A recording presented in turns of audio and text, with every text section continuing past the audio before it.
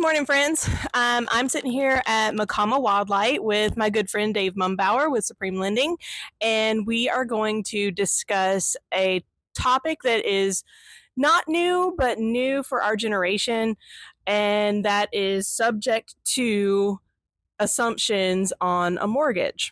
So, Dave, can you tell me what a subject to transaction actually is? So basically, subject to companies and investors will market to usually the homeowners that are in some type of financial distress to kind of bail them out in a way. So they basically take over the mortgage payments and title is transferred over to the new buyer. But the caveat is that the mortgage stays in the original homeowner's name still. This is usually accompanied, from what I'm finding, with a lump sum payment as well to the home buyer, which is attractive for them since they're in some kind of a distress. That money could probably help them out. Yeah, I think I've been seeing these a lot with sellers who have been on the market for a while and they haven't gotten any offers. And so I've gotten subject to offers from investors saying, yeah, we'll take over the payments. The mortgage stays in their name, and we're going to give them $5 or $7 or $10,000 cash to walk away with. We'll even pay your commission. So that sounds really, really inviting for someone who's been on the market and whose listing's about to expire. So can you tell me what are some of the other attractive elements to these subject to assumptions that these companies are using to get sellers interested? Yep, absolutely. So the home buyer might be in some type of a situation where they're facing potential foreclosure. So it could be also relief from making those payments.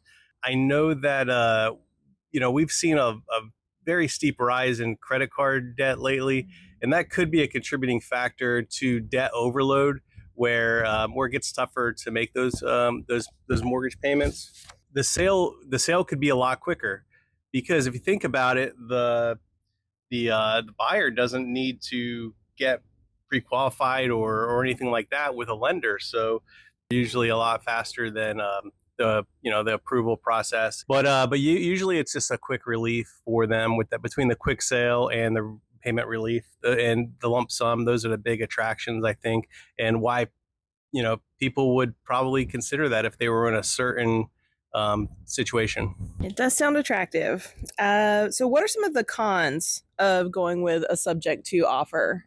I mean, all of that sounds great, being able to get a quick sale and you don't have to make the payments anymore. And you walk away from your house with a little bit of money in your pocket. What's the downside? Yeah, there's always pros and cons to everything. So part of the reason we're doing this video is just to educate folks on the pros and cons. So you're not, if someone gets marketed to this situation, they know the good and the bad. So you have a risk of default. If the new buyer defaults on the payments, you're on the hook for that. That's a biggie. That could lead to foreclosure. It could lead to blemishes on your credit report, loss of equity. A lot of times they'll give you that lump sum and they will. It's called equity stripping. So they may not give you as much as your home is worth. I think we have a lot of equity tied up in homes right now, and in a lot of cases, this may not be a necessary route. But equity stripping is a major reason, and lack of disclosure. These companies and investors may not tell you everything that you need to know, because they want to get that transaction done. So the full disclosure could be lacking. You have a limited control of the home post sale. You've given over the deed to the new buyer, even though you're still pretty much responsible for the mortgage. You have very, very little, if any, control over the property anymore. This is another one that's still going to be on your credit report. So if you go down the road, financial situation improves, you go to buy another home, you're going to have that mortgage on your credit report, and it's going to count against your debt to income ratio, which could could hinder your chances for pre-approval if your debt to income ratio is too high because of the combination of the two. That doesn't sounds a little sketchy to me. So I guess really what the big question is it mortgage fraud? Because it sounds super sketchy. So mortgage fraud is, kind of rampant right now when you got desperate people in desperate situations. What's your opinion? Yeah, I mean that's the question, right? So subject to transactions are not inherently mortgage fraud, but can pose a lot of risks to home buyers. Here's why it's a bad idea for folks to get into these kind of situations. It could be a violation of your mortgage terms.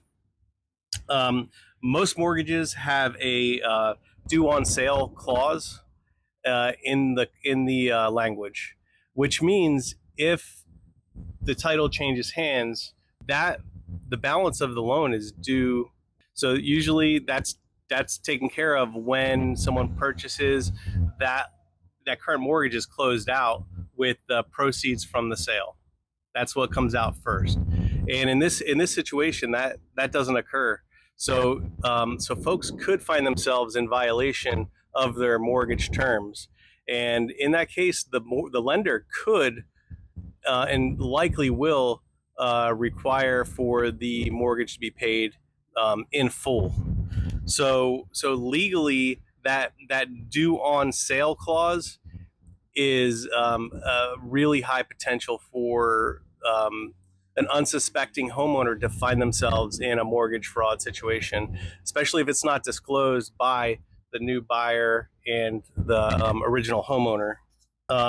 You're also at risk for financial scams. So you could potentially have an unscrupulous investor or subject to company that never had intentions of paying the mortgage at all. Now the property is in their hands; they're on the deed in the title. You're still on the hook for the mortgage payments, and they never intended to make the payments, and that's definitely another form of mortgage fraud that you can unwittingly find yourself in, and all the implications of foreclosure proceedings and the credit that's going to be kind of destroyed after that. That's in a nutshell what the major issues are. Well, it sounds like with the mortgage that there is a lot of risk there for a seller to actually go into one of these agreements. They might find themselves on the hook for the remainder of their mortgage and they have no collateral to back up what they owe. So even if you don't get caught on mortgage fraud, you might end up in a pretty bad financial situation. That doesn't sound too good, I guess. Well, Dave, thank you for. Oh, do we have more? No, we're good. Oh, okay. This is a recap. Okay, well, recap for me. Tell me, give it to me in summary. What's the good, the bad, and the ugly? I could see how folks would be attracted to this in certain situations when out of desperation, and I could see how these the type of marketing that folks will get in this situation, it would be appealing. I don't have to make my mortgage payments anymore. Someone else is going to pay them for me. That should help my credit because it's showing good payment activity, where you may not have been able to do the same. I would recommend speaking to a local trusted real estate agent to do a CMA, see what the home value is worth, see how fast we can turn. If it's priced right, most likely you're going to be able to sell, and you may have more equity in your home than you even think. Nothing's going to be CMA from a local trusted real estate agent. So I would do your diligence there first. Even if you're in a bad situation, you might be able to cash out with way more than you think at this point. We've seen record appreciation in homes, through 2021, 2022.